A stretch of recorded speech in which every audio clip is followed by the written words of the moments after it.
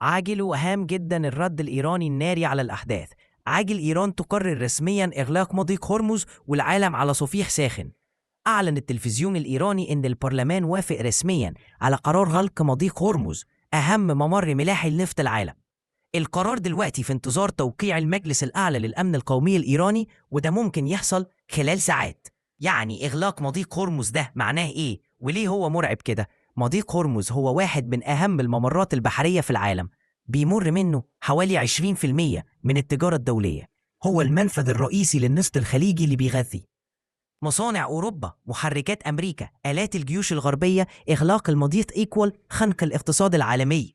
هل ده كل اللي عملته إيران بعد الضربة الأمريكية النووية على منشآتها؟ لا خالص، ده مجرد البداية.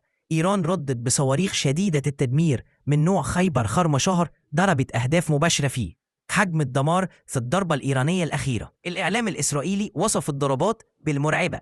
2. الدفاعات الجوية فشلت في التصرف